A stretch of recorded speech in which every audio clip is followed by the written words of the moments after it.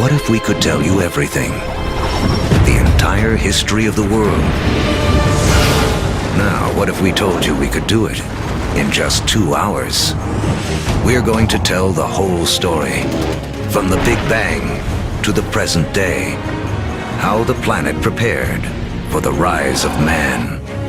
How the Stone Age led to the steam engine. How the first seeds sprouted into cities and civilizations.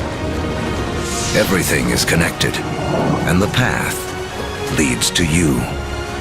It took history 13.7 billion years to unfold. We'll show you everything you need to know in the next 2 hours.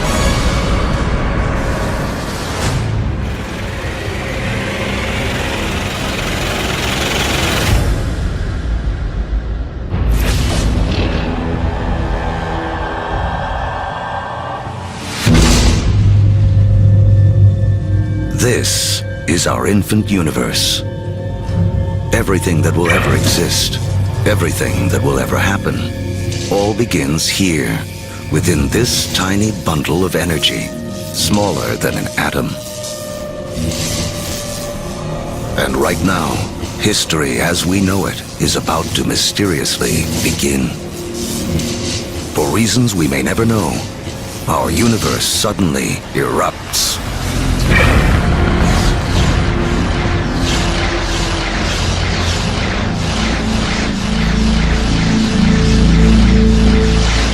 In a millionth of a millionth of a millionth of a millionth of a millionth of a millionth of a second, it went from a size smaller than an atom to bigger than a galaxy. Whoosh! What you're seeing is energy, and it's one key to understanding everything that will unfold in the next 2 hours. Within a fraction of a second, the Big Bang creates all the energy that will ever exist. All the energy that will power the stars, that will fuel anything that ever lives. All the energy that you will ever consume dates back to the beginning of time. When you put gas into your car, you're tapping energy that was created during the Big Bang. You're tapping the energy of the universe itself.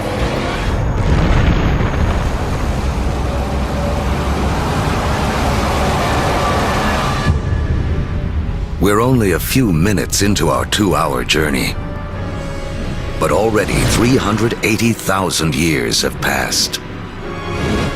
You are about to witness the birth of your original ancestors, the first atoms.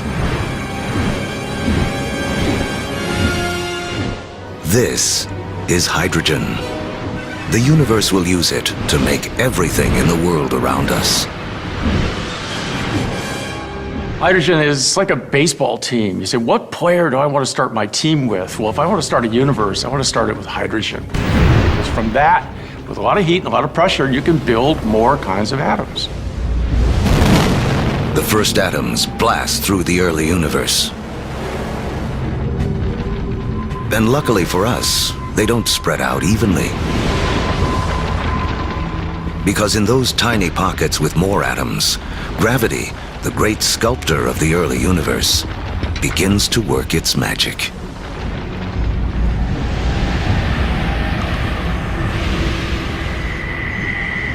The first galaxies are beginning to form, revealing a timeless secret of the universe.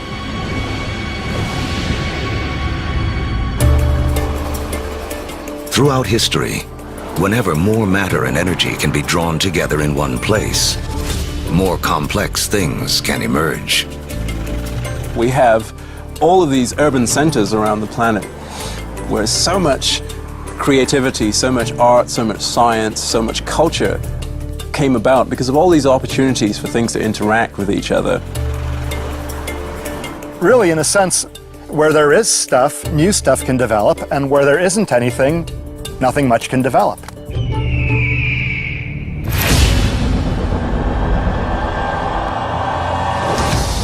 300 million years after the Big Bang. Inside of forming galaxies, gravity continues to squeeze together clouds of gas and dust, causing pressure and heat to violently rise. When the temperature reaches 18 million degrees Fahrenheit, hydrogen atoms slam together, creating a new element, helium, and radiating bursts of energy. The first stars are born. Suddenly, there were these new beacons of light shining forth, pouring energy into the universe. Let there be light. But something is missing from this early universe. There are billions of stars, yet not a single planet. To form planets, and eventually people, to take the next leap that would make all of history possible, the universe needs more to work with than just hydrogen and helium. The complicated elements, the heavier things that we build stuff out of, for example, iron or life built out of carbon and things like that, they're actually manufactured in stars. We may see stars like our own sun as sources of light, but there is something bigger happening deep inside. Stars are element factories. They fuse hydrogen into helium, helium into lithium, forging 25 of the most common elements we'll need to live, including carbon, oxygen, nitrogen, and iron. So, more than 12 billion years ago, stars are already creating the element that will spur the Iron Age, allow for the building of cities, and the creation of some of mankind's most famous monuments. But a look at the Statue of Liberty reveals the next challenge awaiting the early universe. While the statue's frame is iron, her skin requires an element too heavy to be made in stars.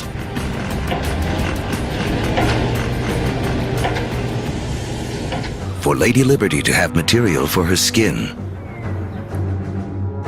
for there to be gold for wedding rings, or uranium for nuclear reactors, some elements had to be created another way. Stars don't have enough energy to do the job. But if the element factory isn't powerful enough, how about blowing up the factory? Just a few million years after the first stars formed, some of them exploded. Wham! These explosions, known as supernovas, are the biggest blasts in the universe since the Big Bang, providing the extra boost of energy needed to fuse heavier elements. In the fiery blast of their own destruction, stars create uranium, gold, all the rest of the elements that will fill our world, including copper. The periodic table of the elements is really sort of a library of matter in the universe. Those are your building blocks. Everything is coming out of that particular chemistry set.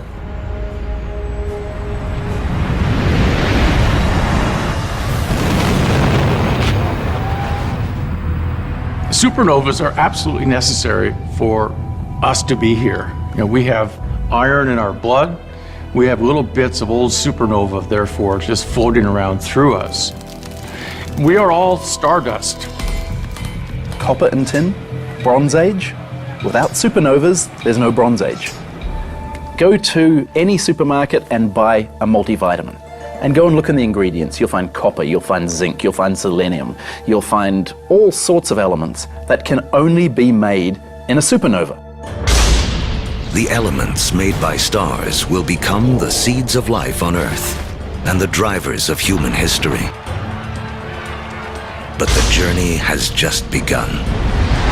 Before there can be life, the universe has to build us a suitable home. To build a proper house, you have to assemble the right materials all in one place. Now, when planets form, It's the same thing. It's the materials that you have at hand that's going to dictate the kind of house that your planet's going to be. To get enough of the right material in the right place, all at once, takes a very long time. Over the next 8 billion years, more than half of history as we know it, the element factories continue their work. Stars explode and are reborn. Each generation with more heavy elements than the last. Until 4.6 billion years ago. Finally, there are enough materials gathered for the next step on the path to us.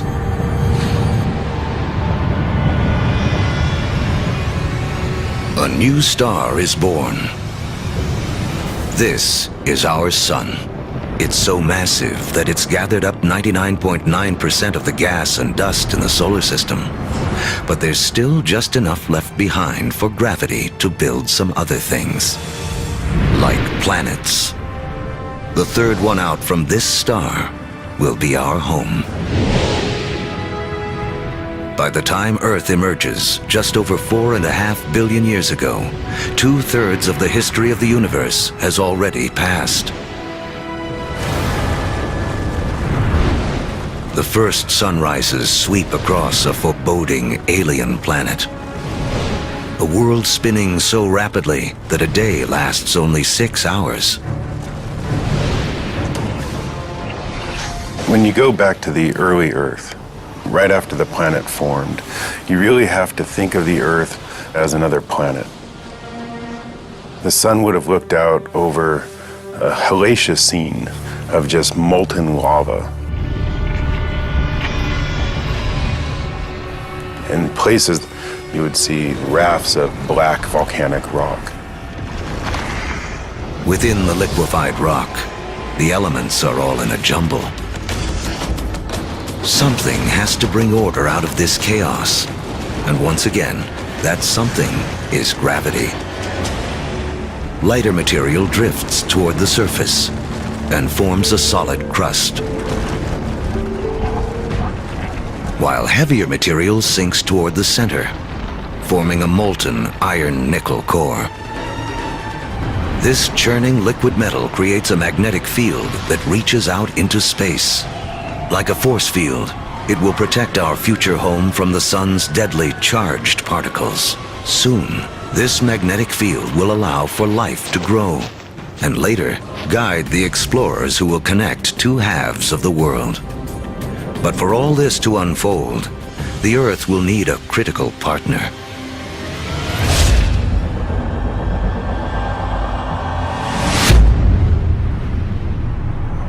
Four and a half billion years ago, an object the size of Mars smashes into the planet at 25,000 miles per hour.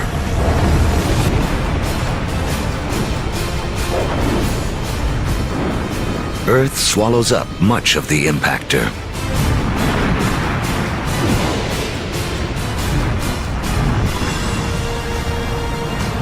But a spray of molten debris is whipped off into space. Within as little as a year, gravity gathers this debris into a secondary sphere in orbit around the Earth, where it has been ever since. The formation of the moon was an incredibly important event in Earth's history. And in fact, its creation over 4 billion years ago is really important to the Earth's climate today. The moon keeps Earth steady. Its gravitational pull prevents the planet from wobbling, saving us from wild climate swings. And the collision that formed the moon leaves Earth tilted on its axis, giving the planet a key ingredient to life: seasons.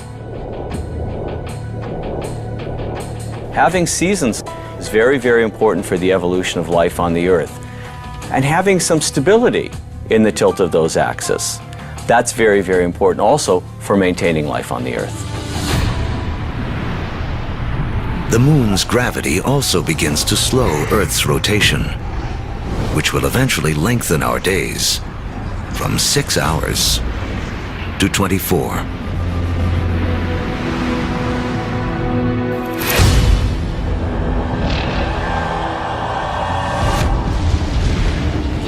4.4 billion years ago. It's too hot on Earth for liquid water to exist, but there's water vapor, steam in the atmosphere. The trick is how to get it out of the sky onto any world where you hope to have life. A little rain must fall.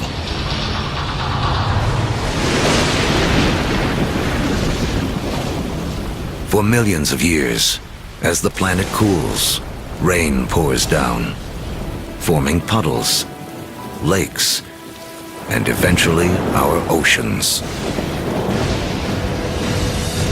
By 3.8 billion years ago, our planet has a moon and permanent oceans. But it hardly resembles the place we now call home. To become the stage for all of human history, Earth needs an oxygen-rich atmosphere, fertile continents for people to discover and develop. Who will create our modern world? There's 1 trillion of them crawling on your skin right now.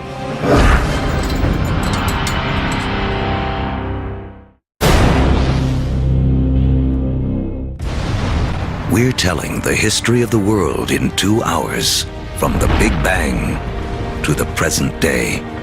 And our modern world holds important clues to the story. In fact, structures like this hide a mysterious link to the first life on Earth.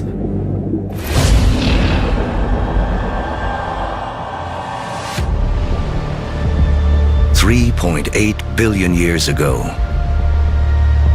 beneath the surface of our primeval oceans,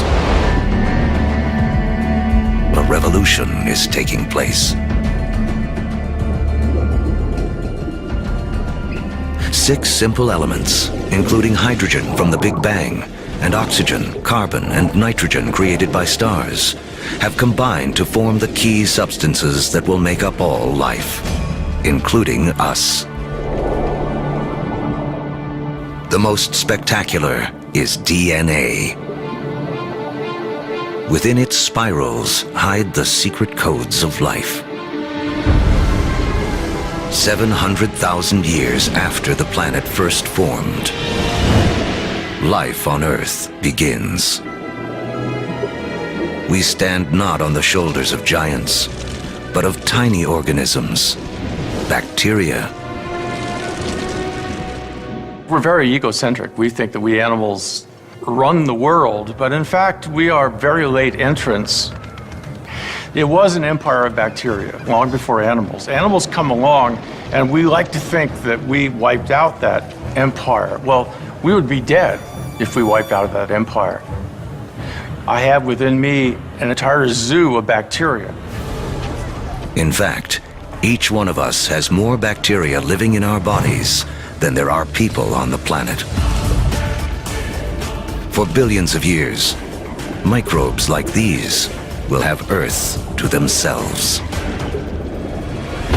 Like our infant universe, the first life is small, simple, and full of possibilities. The secret of how it explodes into all the incredible forms we see today, including us, goes back to the beginning of time. As we've seen, all the energy that will ever exist was created in the Big Bang. All creatures need to grab their share of this energy to survive. The more we harness, the more efficiently we use it, the more complex we can become. And almost all of our share of the Big Bang's energy is beamed to us by the sun. 2.5 billion years ago, some very special bacteria figure out how to consume the sun's energy to live. In doing this, they also create the most important waste product in the history of the world: oxygen. Soon, oxygen will remake our world. But first, it has another important job to do. Earth's ancient seas are full of iron particles, and everyone knows what happens when oxygen meets iron. Here I'm a little bacterium, I've produced this oxygen molecule, and here's a big piece of iron clump, I rust it. This rusted iron collects on the seafloor. Billions of years later, these huge deposits will be raised up to become major sources of the world's iron and steel. It was these iron deposits that later on drove the Industrial Revolution. In this way, the Brooklyn Bridge and the other early landmarks of the Industrial Age are a direct link to some of the first life forms on Earth. Once there's no more iron left in the sea to rust, these ancient bacteria have a mission to complete.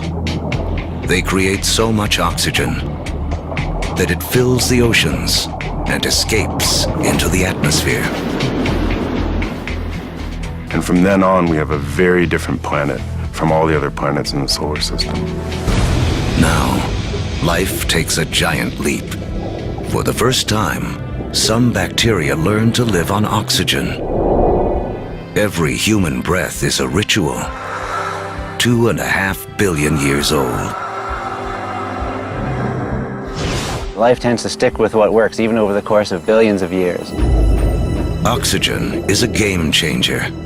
By taming its power, life has found a better way to energize itself, 20 times more efficient than anything used on Earth before. What life does with all this new energy will be the story that leads to us.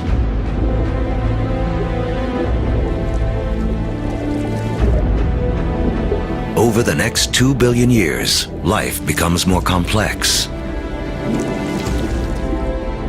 Skies become blue, and so do the oceans that reflect them. Large, solid continents appear. Earth is beginning to look more like the place we now call home.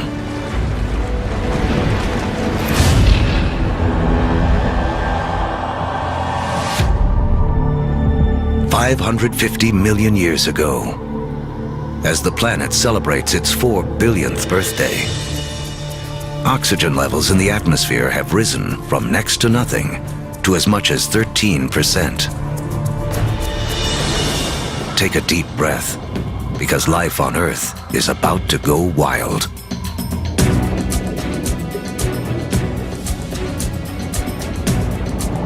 This is the Cambrian explosion, biology's version of the Big Bang.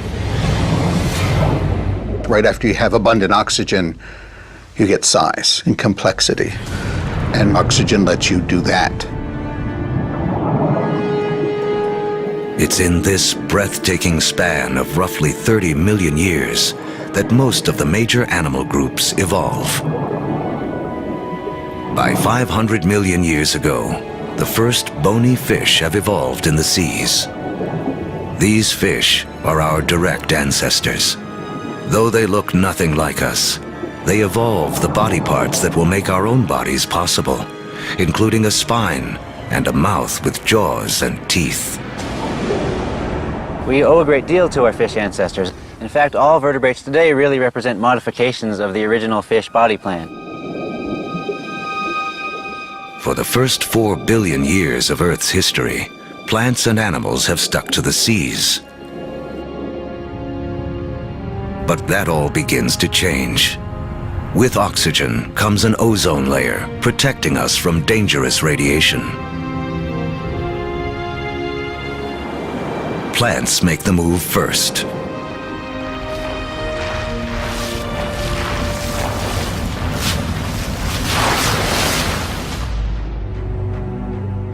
Around 400 million years ago, animals are ready to take the leap. Among the first ashore are the amphibians, whose descendants will include us. The most amazing thing about animal evolution ever, for me personally, is that moment that first amphibian walks out of the primeval ocean onto land and takes a big gulp of air. Kind of like great-great-great-great-great-great-grandpa coming out of the ocean and seeing this fantastic world. And it's like, hey, I can live here. Look at those trees, look at those bugs, there's food here, I can do this.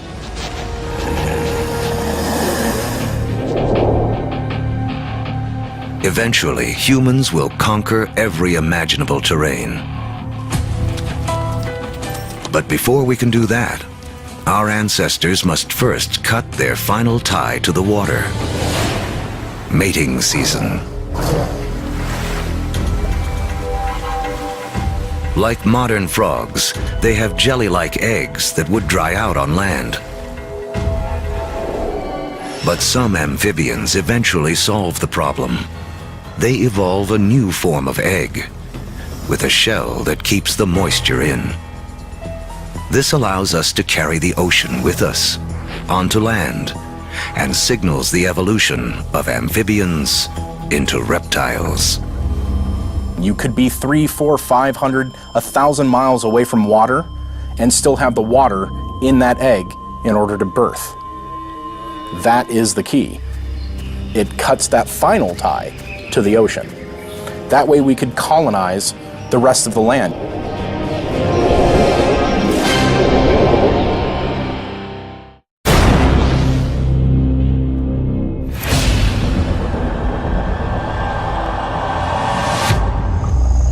$300 million years ago, life flourishes in massive tropical swamps where planet Earth is cooking up a surprise.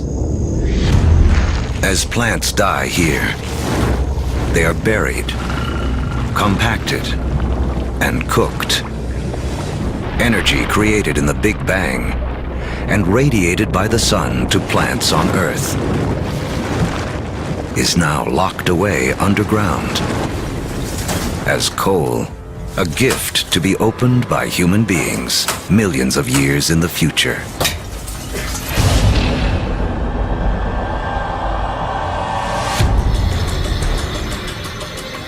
$250 million years ago, an apocalypse unfolds.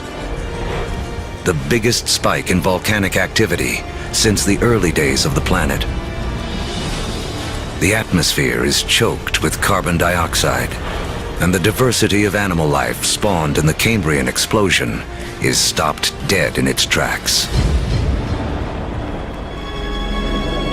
More than 70% of all species on Earth go extinct in the worst mass die-off in history, the Permian extinction. Extinction is a recurring character in the story of planet Earth. 5 times in the last 500 million years, some cataclysm wiped out the dominant species. It's a reshuffling of the deck that allows new creatures to take hold.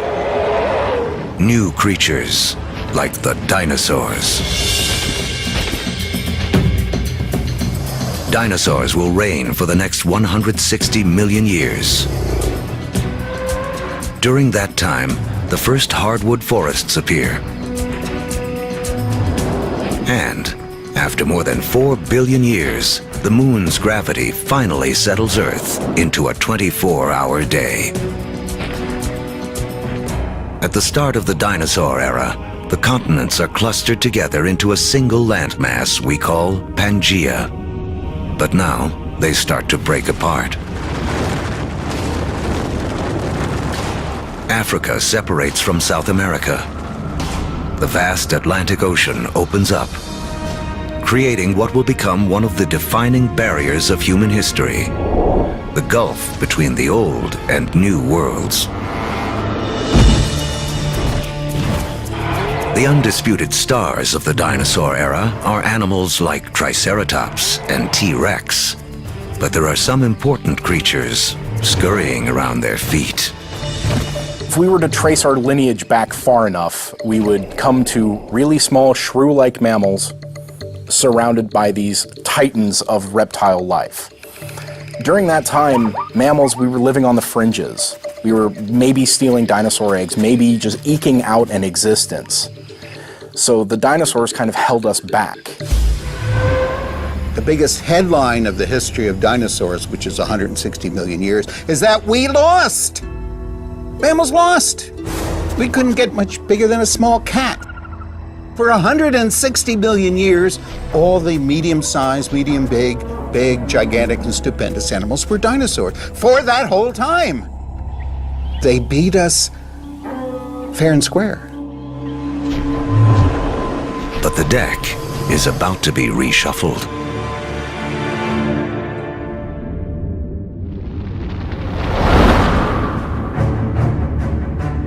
"65 million years ago, a 6-mile-wide object, likely an asteroid, slams into the Earth.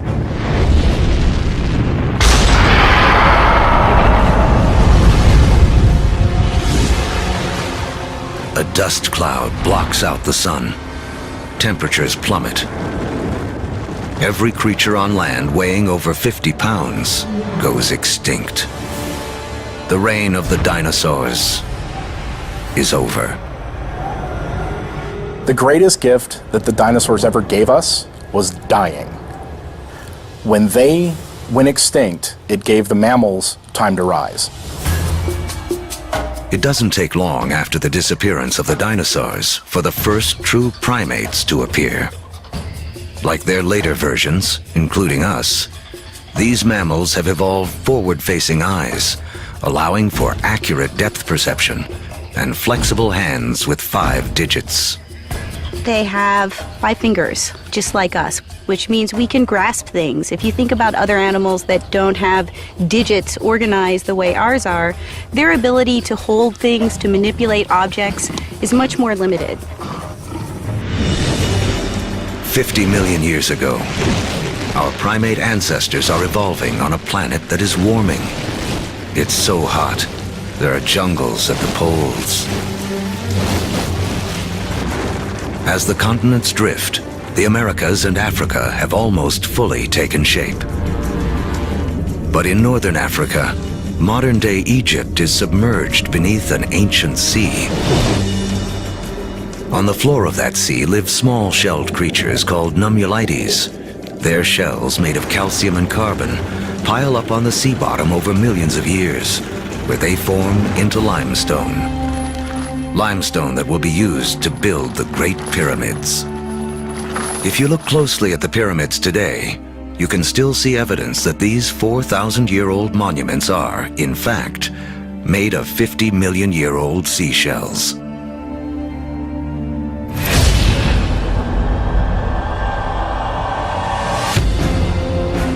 By 10 million years ago, Earth is morphing into a world most of us would recognize. The Colorado River is carving out the Grand Canyon. Mountain ranges like the Himalayas have arisen. They're so tall, they disrupt weather patterns, setting the stage for a colder planet. The Isthmus of Panama emerges to connect North and South America, cleaving the connection between the Atlantic and the Pacific, disrupting ocean currents and tipping the world even more towards an ice age. With the planet getting colder, our primate ancestors hang on in the tropics. But a new creature is coming in that threatens to destroy them.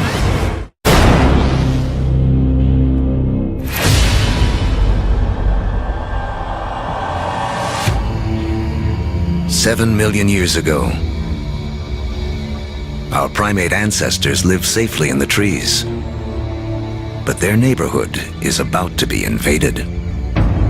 This newcomer will have as profound an effect on human history as any other living thing on Earth. It seems almost impossible to believe, but one of the most important things that will lead to the emergence of us is the emergence of grass. The grasslands appear almost simultaneously around the world. We get the African savannas. We get the Eurasian steppelands. We get the North American prairies. We get the great grasslands of Argentina, appearing simultaneously around the world. In eastern Africa, Grasslands invade the traditional woodland habitat of our ape ancestors. With fewer trees and greater gaps between them, our ancestors have to adapt. Apes notice that there's more and more apes in the same tree and less food, increasing incentives for apes to go from one patch of food to a different one separated by grasslands. Now, one way to do it is to run like hell. The other way to do it is to extend one's food sources into the grasslands and seek out the foods that are available there.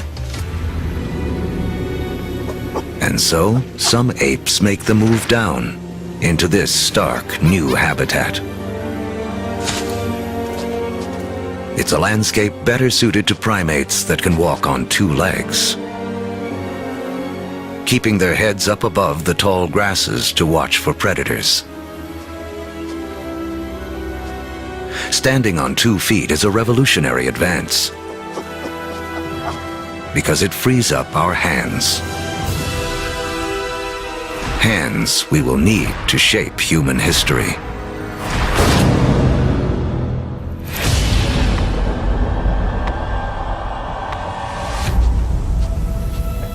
$2.6 million years ago, early proto-humans, or hominids, walk an Earth whose rocks are loaded with the element silicon. Created in the cores of stars billions of years before, silicon is the second most abundant element in Earth's crust.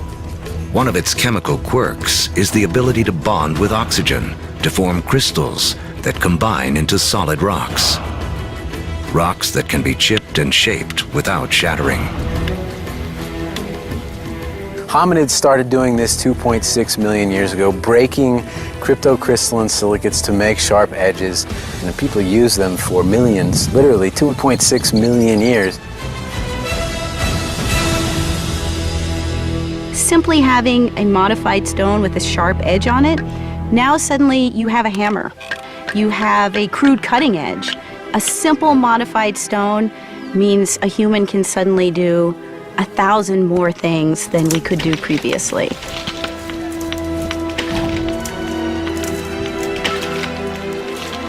That little extra bit of technology enabled our ancestors to persist and eventually turn into us.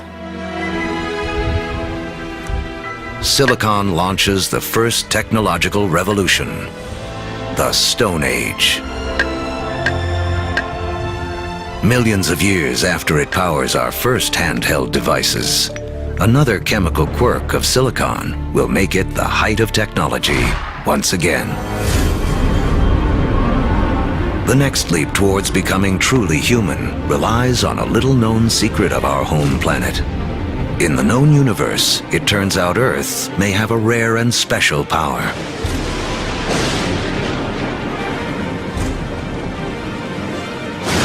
Of all the planets and moons in the solar system, we think that Earth is unique in the ability to sustain fire.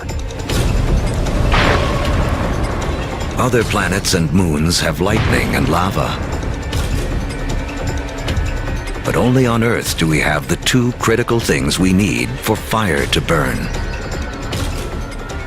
A vast fuel supply in the form of plants and trees, and an atmosphere full of oxygen to fan the flames. If fire wasn't a possibility, you'd have nothing like us running around. Homo sapiens, they made a world with fire.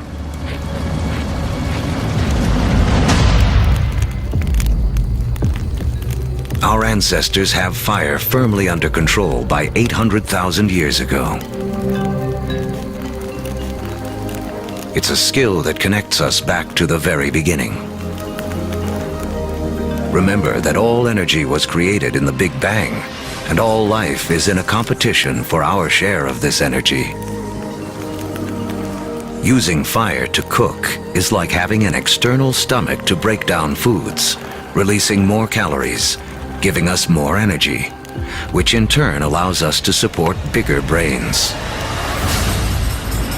Fire is also the ultimate gateway technology. We will soon use it to turn clay into pottery, metal into weapons, water into steam power. If you don't have fire, you can't have the internal combustion engine. No fire, no metal. No fire, no rubber. It's a technology that opens a world of possibilities for creatures that know how to use it.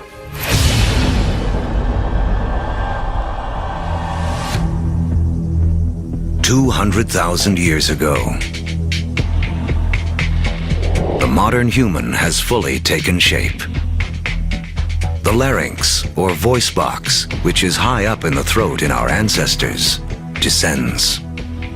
More complex sounds are now possible.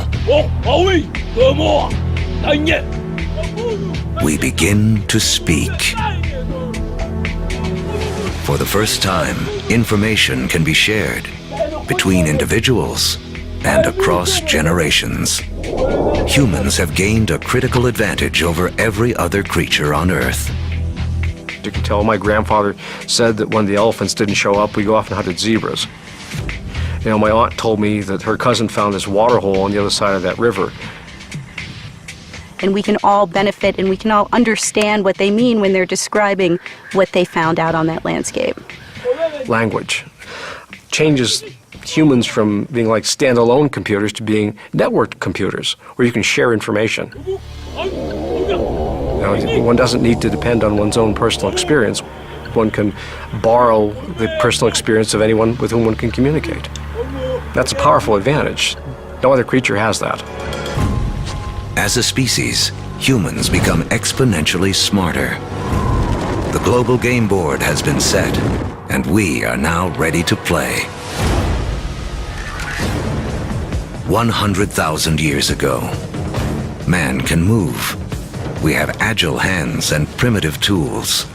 We can communicate and control fire. We are finally ready to expand out of our African home on a path millions of years in the making.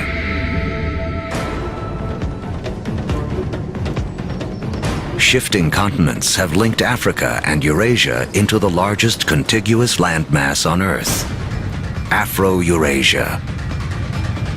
33 million square miles, more than twice the surface area of our entire moon. For early humans, this means more than half the land on Earth can be reached on foot. Human dispersal was a crucial game changer.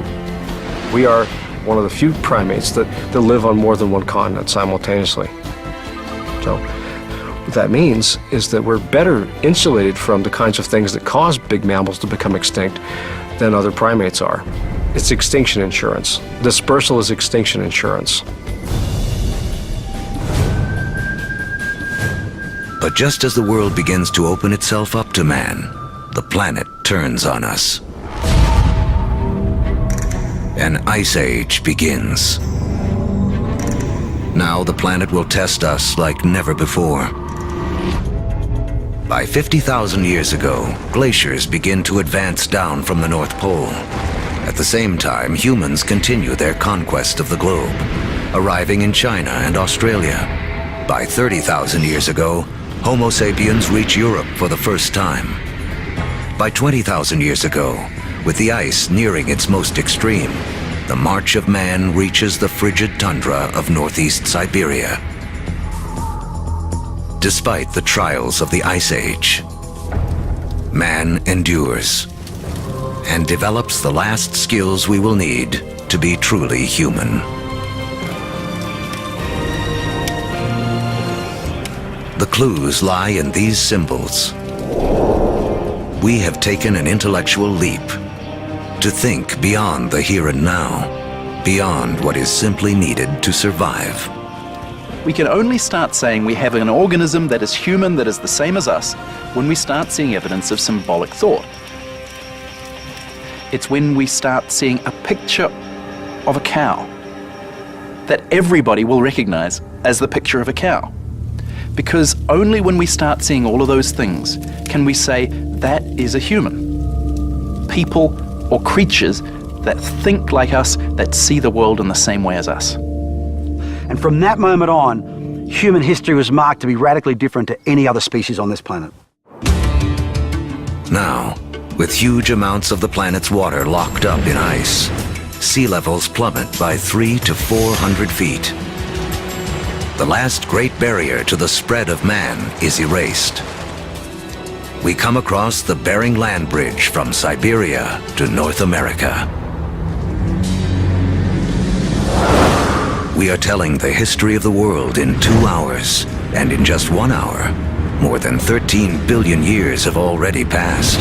These years of preparation have allowed man to finally emerge and spread out across the planet. And human history as we know it can truly begin.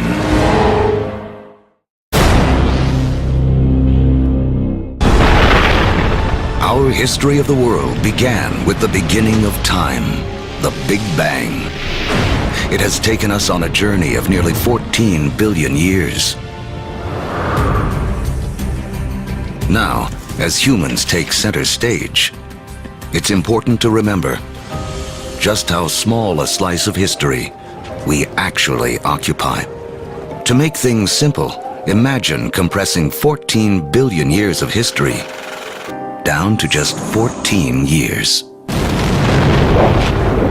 On this scale, the Earth would have existed only for the past 5 years. So that's about a third of the history of the universe. Large, complex creatures would have developed 7 months ago. On this scale, dinosaurs went extinct only about 3 weeks ago. The entire recorded history of humans would span only the last 3 minutes. Modern industrial societies, the Industrial Revolution effectively, 6 seconds ago. What this shows me is that we humans have been around for only a very brief instant in the recorded history of the universe. Mankind has waited billions of years for our brief instant to shine. As the stars and our evolving planet carried out the slow work of organizing the elements in a way that would make human history possible.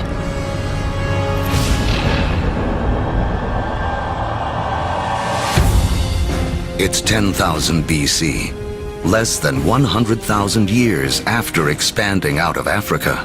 Man has reached South America. Humans have met the adversity of the Ice Age head-on, and rather than die off, we have adapted, become even more intelligent. And now we have colonized the entire globe. From coast to mountaintop. From tundra to desert. Humans are there. Our closest living ancestors, chimpanzees, live in the tropics. They only live in the tropics. Humans have managed to colonize the entire globe. Ice Age land bridges allowed man to spread around the world. But now the ice begins to melt. And sea levels rise again. Humans are trapped and separated in 2 vast and unconnected hemispheres. Each pocket of humanity left to make the best of what it has been given. As the glaciers recede, they carve out lakes, rivers, and bays. The map as we know it emerges. In Africa, increased rainfall causes Lake Victoria and Lake Albert to overflow and form Egypt's Nile River. In Eurasia, other rivers emerge. The Tigris and Euphrates in Mesopotamia, modern-day Iraq. The Indus in modern-day Pakistan, and China's Yellow and Yangtze. These river valleys become critically important for how human history will now be played out following the retreat of these ice sheets. These are the river valleys whose waters and fertile soils will allow the first seeds of civilization to be planted. With temperatures warming after the Ice Age, plants and animals are more plentiful, and man can finally choose to stop moving. Permanent settlements begin. Populations grow,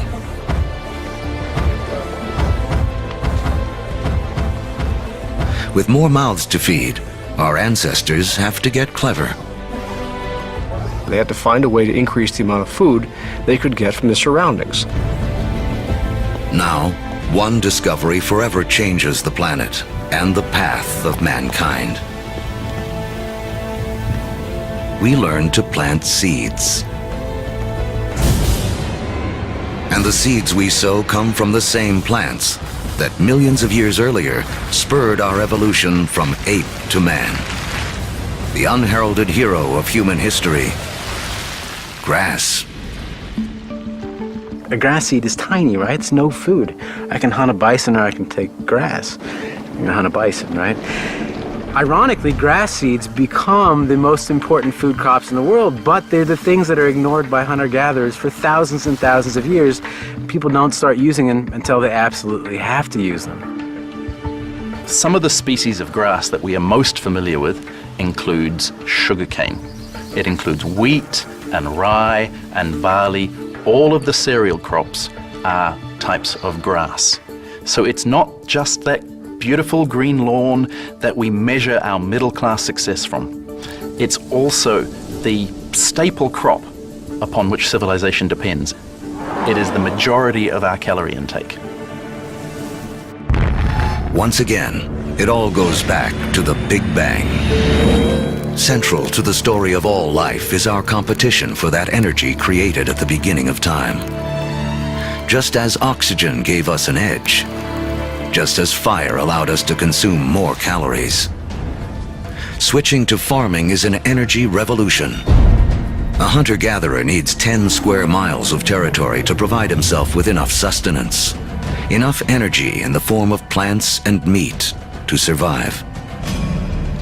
A farmer can harvest the sun's energy so efficiently, he can fulfill his needs using only 1/10 of a square mile of land. In the warming after the last ice age, farming begins to take hold in 6 places around the globe. But by the fortunes of geography, no place in the ancient world has a better concentration of plants and animals that can be domesticated than the Middle East's Fertile Crescent. In the Middle East, we have this remarkable convergence of species that seem to have been susceptible to domestication, both plants and animals. In terms of animals, we're talking about cattle, pigs, sheep, and goats. In terms of plants, 2 varieties of wheat, rye, barley, lentils, figs. Americas have very few wild species that can be easily domesticated.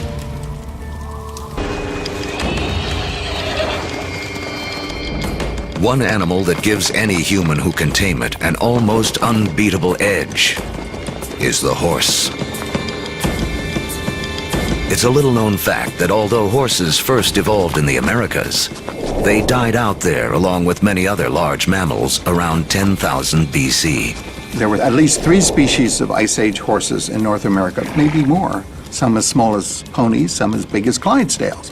And they had evolved in North America for 40 million years. They're part of the whole history, and then they're gone. They're gone. These powerful potential allies disappear before they can be used by the first North Americans. Fortunately, before that happened, large numbers of horses escaped back across the Bering Strait land bridge and spread out across the great grasslands, the steppe lands of Central Eurasia.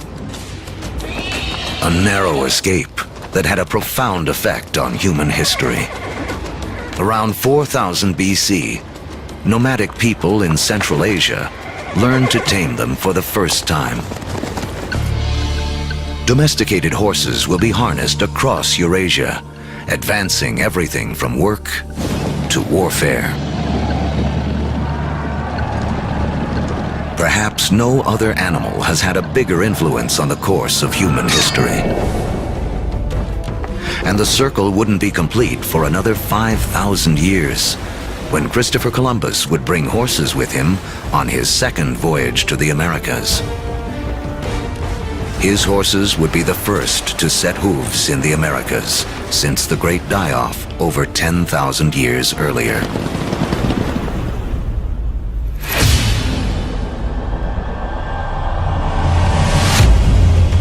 "6,000 years ago, domestication of animals and plants sets the stage for the next phase of human history.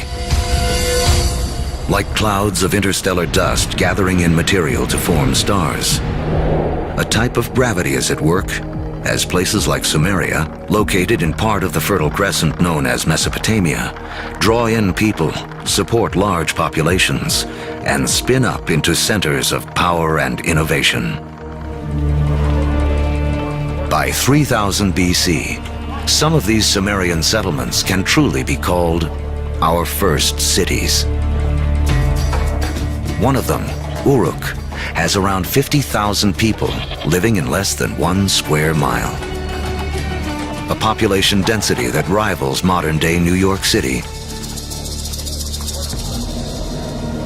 Humans have become so efficient at deriving energy from domesticated food that this land area, which would have supported only a single hunter-gatherer, now can support thousands. But a change in diet also triggers a new dependence.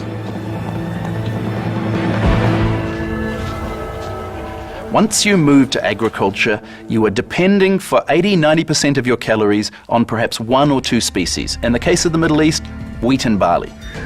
In the case of wheat and barley, they both ripen at about the same time. Humans have to gather the seeds at the same time. So now we have our food for the year that has arrived in one hit. It's like getting your salary paid once a year. You need to record it, you need to plan, because if inevitably your crop fails, you have famine, and you're not going to have another go for another 12 months.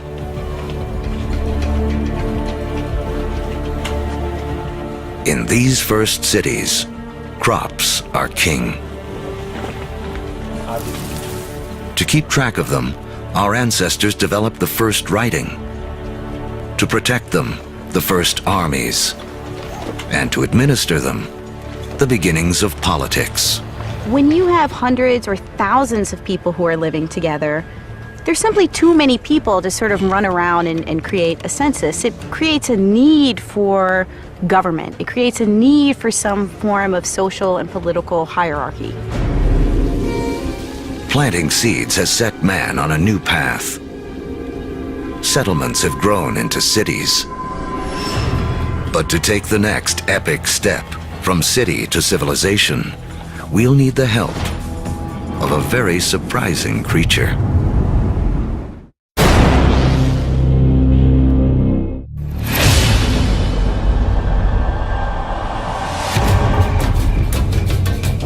"5,000 years ago, after wandering the earth for more than 100,000 years, mankind has begun to settle down. We cluster near rivers, along the Tigris and Euphrates, the Nile,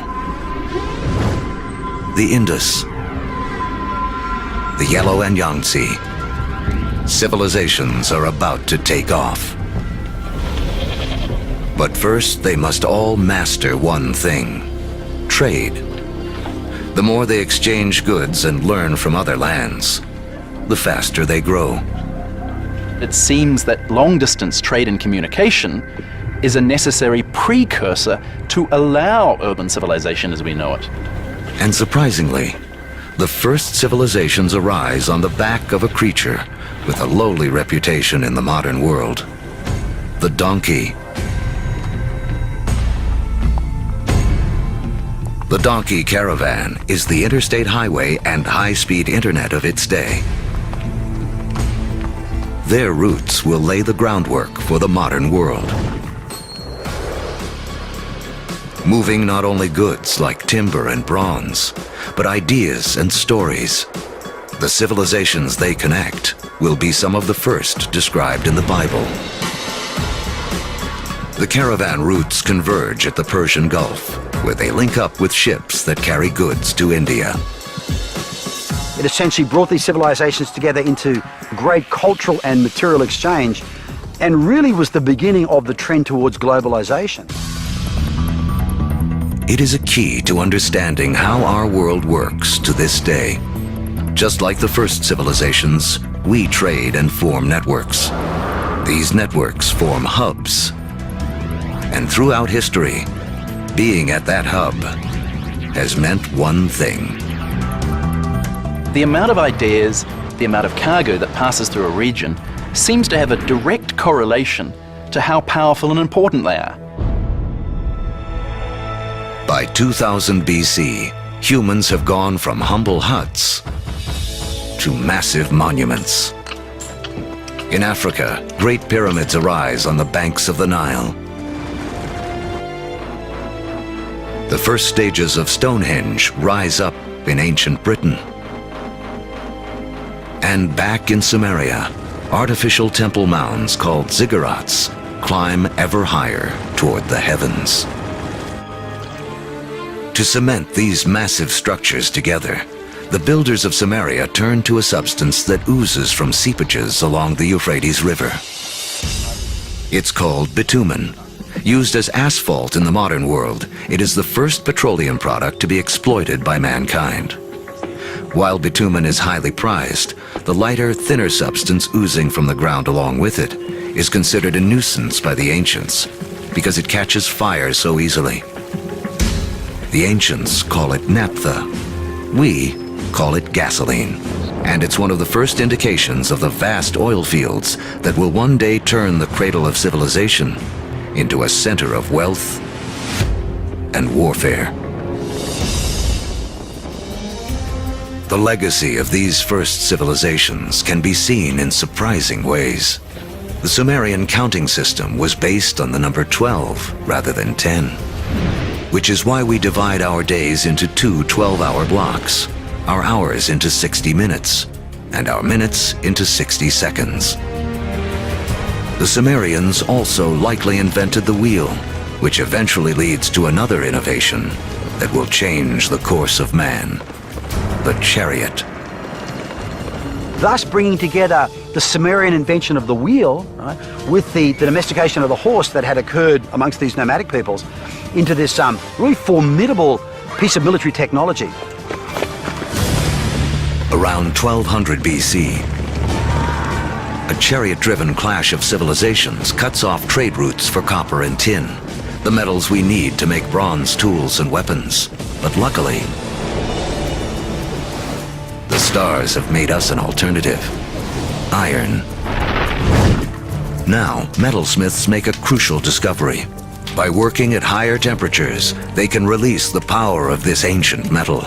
Easier to sharpen and 700 times more common on Earth than copper. It is a game changer.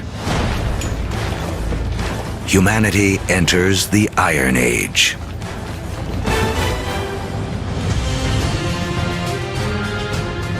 As we reach the first millennium BC, history has taken us on a wild ride. From the initial blast of the Big Bang to the formation of Earth and its first creatures, and the rise of man. We've seen the Ice Age create bridges to spread mankind around the world, then strand us on different continents, leaving us to survive on what we have at hand. So by 1000 BC, the world remains a divided place. The trade network that connects much of Eurasia and North Africa doesn't yet penetrate the planet's driest deserts or cross the vastest oceans. Cut off by geography are people in places like sub-Saharan Africa and the Americas.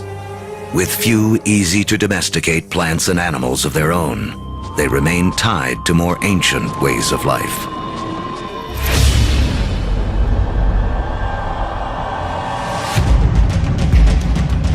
In 600 BC, the cavalry have arrived. Humans ride into battle on horseback for the first time. We've seen that just taming a horse gives man a massive advantage. Now, pairing him with iron weapons makes him nearly unstoppable. These advances in technology, they don't just make a fighting ability possible. They make empires possible. And that is the story of the next several millennia. With new technology and improved logistics, empires spread, uniting massive land areas under a central control.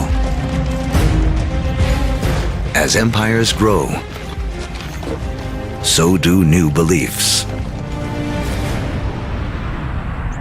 One interesting phenomenon we see with the rise of these empires is this idea of monotheism, this idea of a universal God that develops over time, and it's just a phenomenon.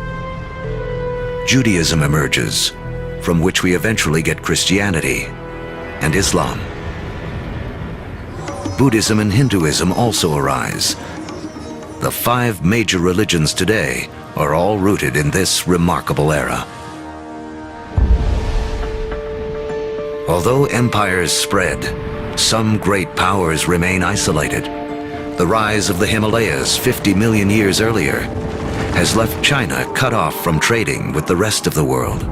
But that is about to change. Around 100 BC, a Chinese emperor sends an envoy to the West in search of alliances.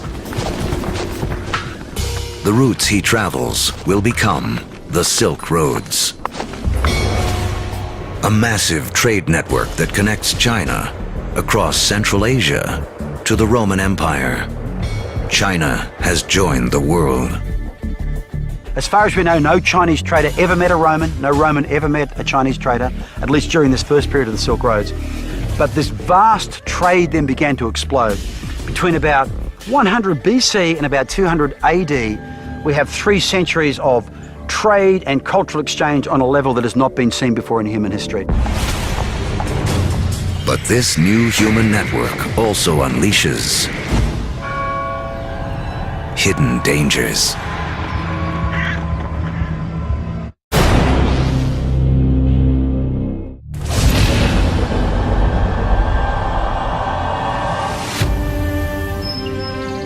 By the beginning of the Common Era, great empires have risen and a massive trading network connects most of Europe and Asia.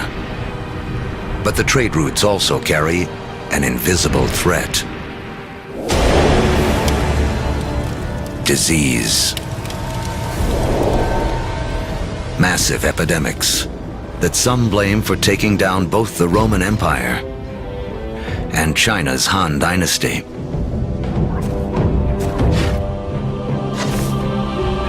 But these networks also lead to the spread of religion. In 312 AD, the Roman Emperor Constantine converts to Christianity, paving the way for it to become the dominant religion of Europe and the West.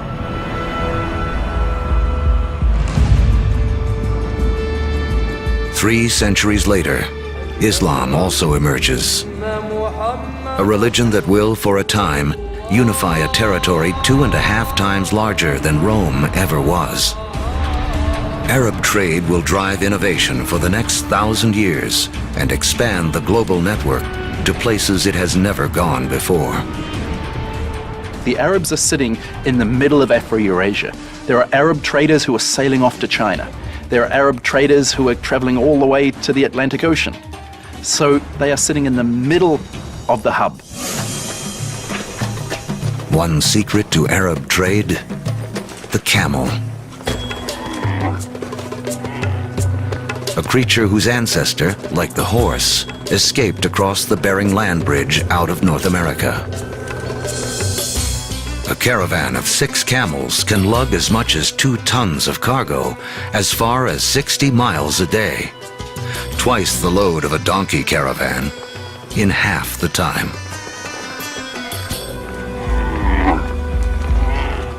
For the first time, camel caravans open up reliable trade routes across the formidable Sahara Desert, leading to the formation of the first states in West Africa.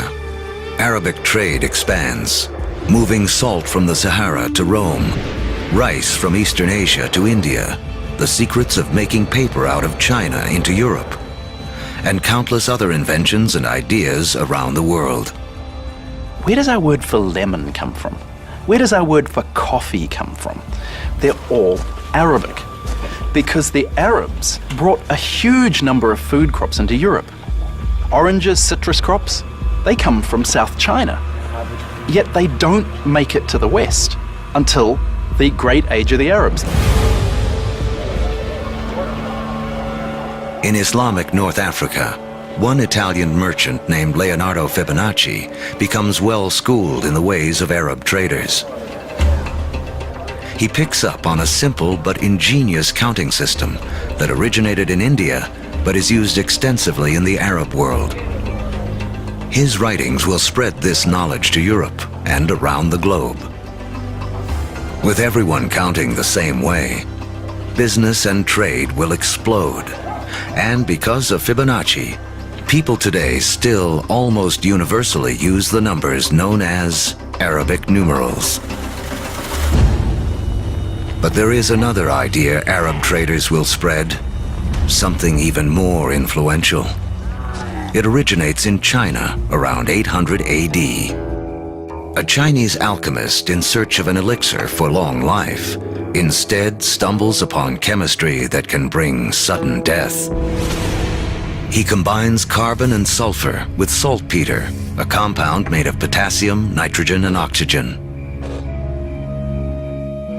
Forged in the stars, these elements now come together to make gunpowder. The recipe for gunpowder eventually moves west across the Silk Roads to the Islamic world, where Muslim warriors use it to fire cannonballs at Christian crusaders.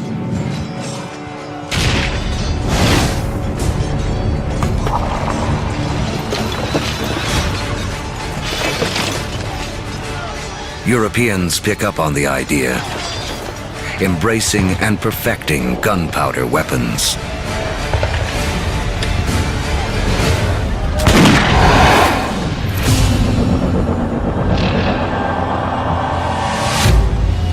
In 1492 AD. There are roughly 400 million people in the world, but it is still divided in two. In the Americas, the civilizations of the Aztecs, Mayans, and Incas have all arisen. While halfway around the world, in the aftermath of the fall of Rome, Europe has cracked like an egg into individual states. For Italian-born Christopher Columbus, this means he can appeal for funding from a succession of European rulers.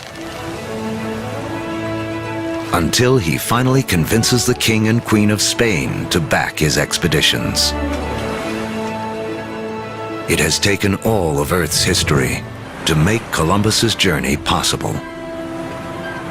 For tacking into the wind, he uses triangular sails, a technology copied from the Arabs. To guide him, the compass, an invention from China. And guiding the needle, a magnetic field formed with the core of the planet itself. Although Columbus is looking for a new way to sail to India, what he does instead is finally and forever connect the two halves of the world. The voyage is not just significant in American history. As you'll see, it's a pivotal event in all of human history. Nothing will ever be the same.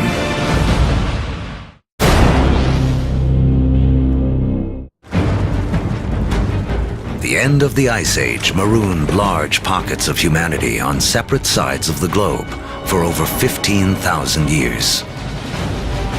Now, that's all about to change. The voyage of Christopher Columbus in 1492 is taught as one of the most significant events in American history. In fact, it's one of the most significant events in all of human history. Prior to that voyage, the Great World Zones had existed largely in isolation. By crossing the Atlantic, Columbus opens up the vast American world zone, these two enormous continents of North and South America, with the millions of people that are living there, the resources that are available. And for the first time, people living in Eurasia become aware of this other part of the world. Until the voyage of Columbus, These people may as well have been living on different planets, so isolated were they. A trade network that started with the first civilizations, connected Europe, Asia, and Africa, now reaches across the Atlantic. In this vast new global network, new hubs will form. And once again, power will shift. For most of the last 2,000 years, Europe hasn't been that important. Then we get the age of Columbus, and what do you know? This is exactly the time where we see the rise of the West. This is when the West starts taking over, when it gets itself smack bang in the middle of the biggest exchange network the world has ever seen.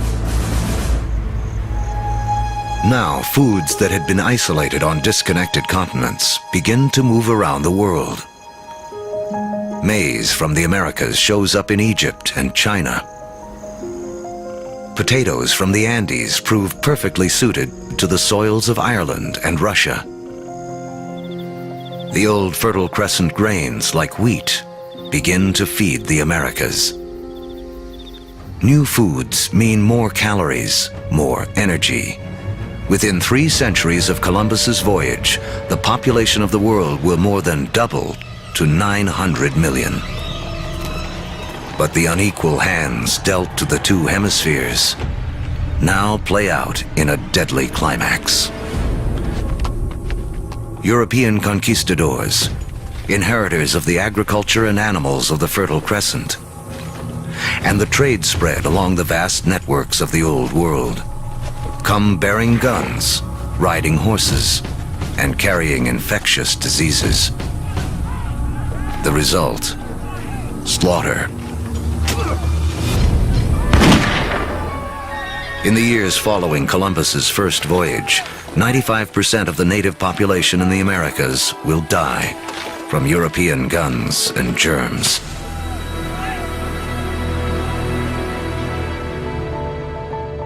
Once the hemispheres are connected, nothing can ever be the same. Take the incredible story of sugar. Chemically, it's the only source of fuel for our brains, a substance we are programmed to crave.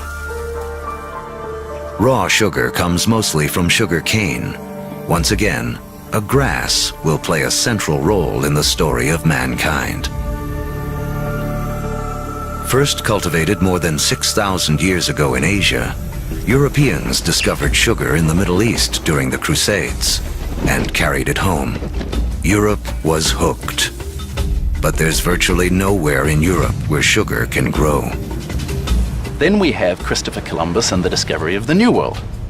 And the Spanish conquistadors, yes, they initially are very interested in the gold and the silver, but really, they just want to make it rich. They don't care how they're going to make it rich. And once the gold and the silver has been looted, the next step is to open sugar plantations. The Spanish themselves don't want to work in the sugar plantations. They start looking around for a new labor force. And over on the other side of the Atlantic, there is a place where they can buy slaves. And if we look at the history of slavery, the #1 destination of slaves from Africa are sugar plantations. So the history of sugar shapes the development of history through the Middle East, through the Crusades, through the conquest of Mesoamerica, and even the history of slavery from Africa to the Americas.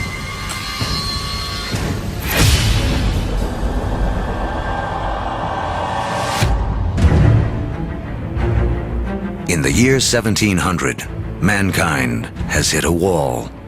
Most humans continue to live simple lives, more like our ancient ancestors than our own.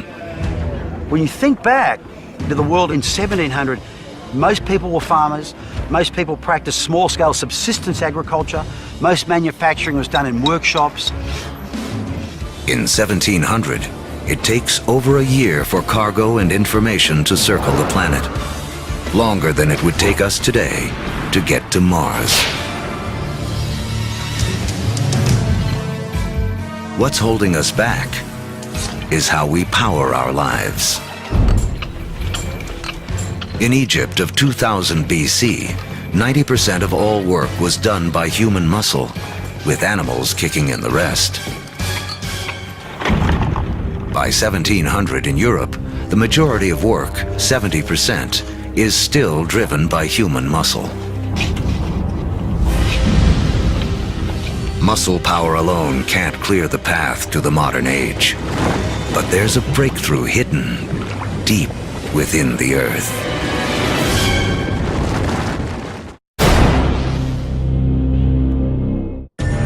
As our history of the world in 2 hours races towards a close, mankind has hit a wall. Human progress is stalled by the limits of our muscle. To break through, we'll need a new way to power our lives and the entire history of the world. Remember that billions of years ago, iron from exploding stars was gathered up into planet Earth during its formation. Thousands of years ago, man started using this iron for tools and weapons. To keep our forges burning, we began cutting down our forests. Now, 300 years ago in Britain, iron is in high demand, and the trees are running out. The British need a new source of fuel, and thanks to the decayed remains of ancient ferns, they have one. Coal. But coal itself won't power mankind into the modern world. There's one more fateful twist in the story. As the quest for coal takes miners ever deeper into the ground, water begins flooding the tunnels. To pump out the water, a new invention is needed. In 1712, Thomas Newcomen produces a pump powered by burning coal and driven by steam. Newcomen's machine is the first practical steam engine. It is this combination, energy and engine, fuel and machine, that will free man from the limits of his own muscle and change the world. The Industrial Revolution begins. Along with political revolutions in America and later France, this technological revolution forever transforms the landscape of the world. And before long, the Atlantic world has become the new economic, therefore cultural, therefore political, therefore military leader, and will utterly dominate global geopolitics from that moment to this. Trains thunder across the countryside. By the 1870s, the internal combustion engine has arrived, and the Germans invent its killer app, the automobile. Oil, the substance which the ancients considered too flammable to be of any use, becomes the most important commodity on the planet, fueling even more innovation. The telegraph and telephone move messages at lightning speed. With electricity, mankind reclaims the night from darkness. The hub of power has shifted. In 1800, Europeans and their descendants controlled 35% of the land on Earth. By 1900, they control 85%. By the 20th century, fossil fuels and the internal combustion engine have amplified everything, including warfare. That technology meant that military power and military conquest was something that could be international in a way that it had never been before. In the 20th century, almost 3 times as many people are killed as a result of war as in the previous 2,000 years of human history combined. The application of the industrial skills, the industrial technologies of the 18th century reached their culmination, I think, with these extraordinary events. And it's all being driven again by the micro-fossilized bodies of organic entities that disappeared into ancient swamps millions and millions of years ago. The Industrial Revolution also allows the human population to explode. It has taken 200,000 years of human history, from the dawn of man to the year 1900, for the population to reach 1.6 billion. Now, within the 100 years of the 20th century, it nearly quadruples to more than 6 billion. The 20th century is the most extraordinary moment in human history. Never before have we seen change on such a scale.